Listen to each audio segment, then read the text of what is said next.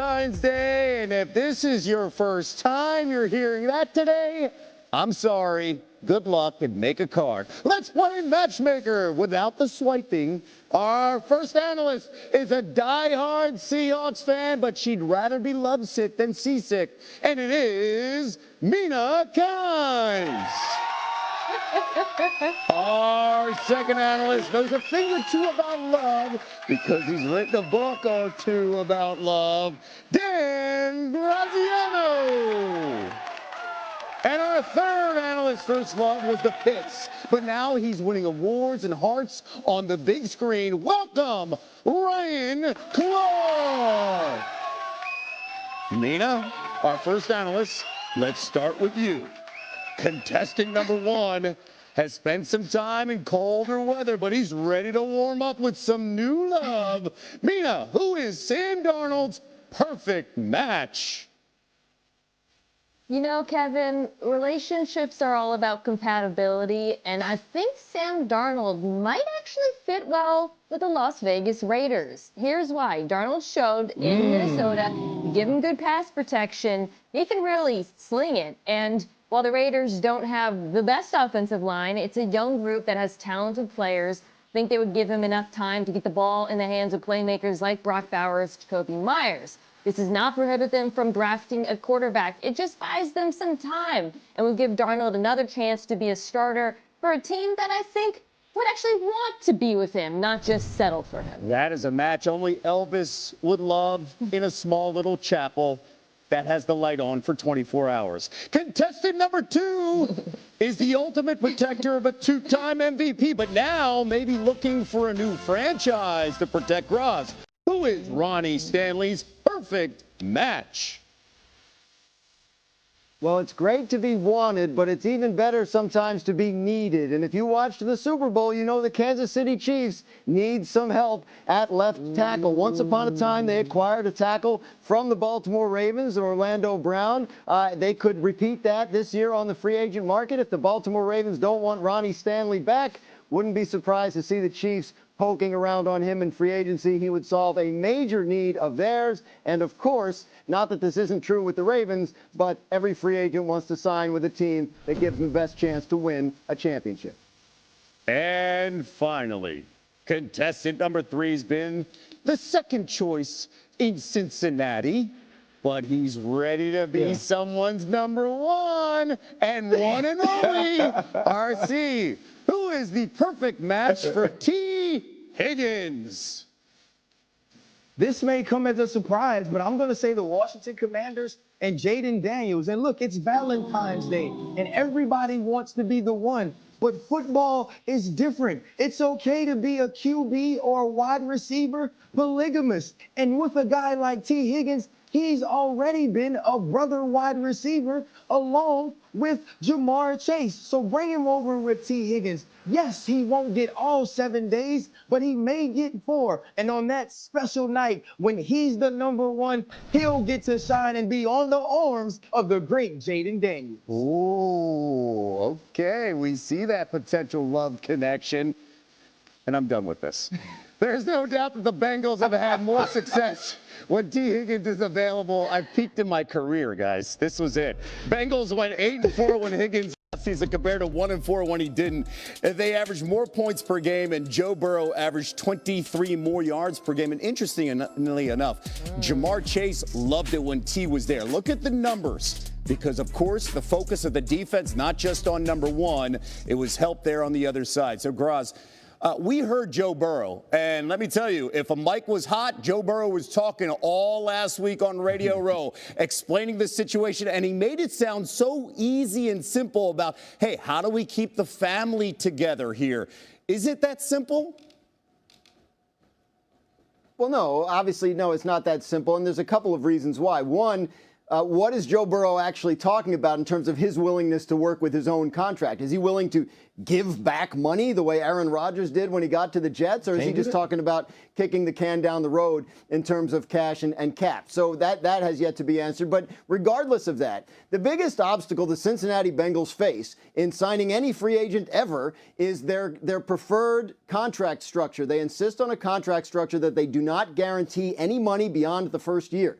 They made an exception for Joe Burrow. If Jamar Chase and T. Higgins and Trey Hendrickson insist on second-year guarantees, then the Bengals are either going to have to change the way they've always done business, or they're going to have to say goodbye to those guys. So it's tricky right now. We don't know exactly what will happen with Jamar Chase and his extension. T. Higgins can be franchised again. It would cost about $26 million. Not ridiculous, but maybe not something they want to do in light of all their other needs. So no, Kevin, not that simple. Bengals are in for a tricky offseason. Well, first I'll say I love Joe Burrow putting pressure on the franchise to rethink the way they structure contracts, as Dan talked about. He brought up the example of the Philadelphia Eagles, who seem to be able to afford everyone in large part because they put a lot of cash up front, big signing bonuses, particularly with some of these guys that they've signed on offense.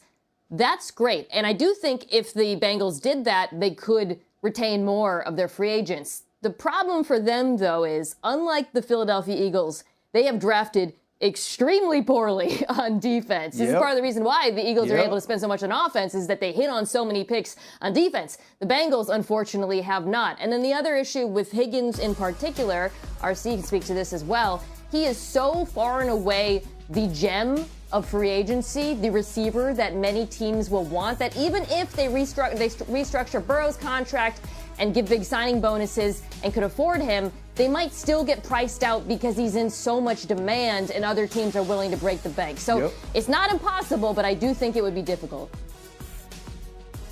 Mina, that's exactly what I talked about yesterday, is that you can have these heavy contracts offensively when you're Philadelphia because of the young talent on the defensive side of the ball that you've had yet to pay. They don't have that in Cincinnati. Also, with Al Golden now becoming the defensive coordinator, you're going to try to find ways to make this defense better. And maybe this is an opportunity where you go to Joe Burrow and you say, look, you had an historic season. We watched Jamar and T. Higgins dominate, but we still didn't make it to the playoffs because we couldn't get stops. And so now you're going to have to earn that contract. You're going to have to show us that you're worth it without having a 1A and a 1B wide receiver. And to the other point that Mina made is this. Yes, you can sign A.J. Brown and you can sign Devontae Smith because you're talking about a guy who's the third highest paid wide receiver in A.J. Brown and someone who is farther down the list in Devontae Smith. With Jamar Chase and T. Higgins, you could possibly be talking about the number one paid wide receiver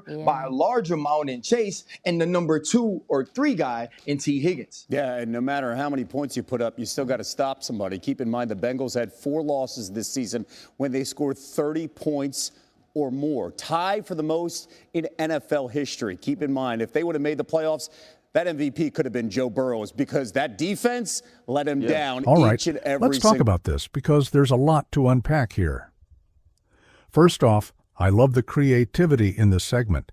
Using a matchmaking theme for NFL players and teams, genius. But let's get into the actual analysis because some of these takes had me thinking, while others, not so much, starting with Sam Darnold and the Raiders. Okay, I get it. Darnold showed in Minnesota that when you give him time, he can make plays. And sure, Vegas has some young talent on the O-line, but let's not act like they're suddenly going to become a top-tier pass protection unit overnight. The idea that he could step in, buy them some time, and get the ball to Brock Bowers and Jacoby Myers makes sense on paper. But realistically, does this move actually help the Raiders take a significant step forward? Or is it just another case of a team settling for a QB instead of going all in on a long-term solution? If you're Vegas, you're probably drafting a QB anyway, so Darnold might just be a stopgap. Decent take, but I'm not fully sold on the long-term fit. Now, the Ronnie Stanley to the Chiefs argument, I really like this one. Kansas City desperately needs help at left tackle, and Stanley, even if he's not at his peak, would be a solid addition.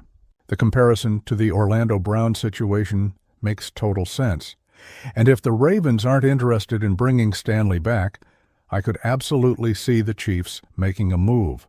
Plus, let's be real, every free agent wants to go to a team that gives them a shot at a ring. The Chiefs are in win-now mode every single year with Mahomes, so if Stanley can still hold his own, this feels like a perfect fit. Solid take here. T. Higgins and the Commanders. Okay, this one took me by surprise. The logic behind it makes sense. Pairing Higgins with Jaden Daniels would give Washington a legitimate WR1 and help their rookie QB transition into the league. But let's be honest, Higgins is going to have plenty of suitors, and the Commanders might not be the most appealing destination compared to teams like, say, the Panthers or the Patriots, who are also desperate for WR help. Plus, are the Commanders ready to spend big money on a receiver when they have so many other holes to fill? It's not a terrible take, but I'm skeptical about how realistic it is.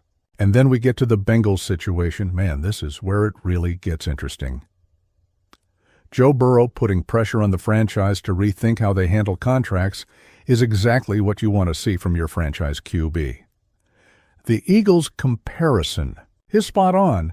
They've managed to pay their stars while keeping a strong roster because they draft well on defense. The Bengals? Not so much. That's their biggest issue. If they had hit on more defensive picks, maybe they could afford to keep Higgins, Chase, and all their key pieces, but they haven't, and now they're in a tough spot. The biggest takeaway here is that Cincinnati's contract structure might be their downfall. If they refuse to guarantee money beyond the first year, except for Burrow, of course, then they're either going to have to change their ways or risk losing top talent. And with Higgins being the clear-cut best WR in free agency, there's a good chance they get priced out no matter what. It's a brutal reality, but unless the Bengals evolve their approach, they might be looking at a future where Burrow doesn't have the weapons he needs to compete. Overall, this was a fun segment with some really solid insights, but I'd say the best take was definitely the Stanley to the Chiefs move. That one just makes the most sense in terms of need, fit, and realism. As for the Bengals, well, they better start rethinking their strategy fast, or they're going to have a serious problem keeping their core together. What do you think? Should the Bengals change their contract policy to keep T. Higgins and Jamar Chase, or is it time to move on? Drop your thoughts in the comments, and don't forget to subscribe for more breakdowns like this.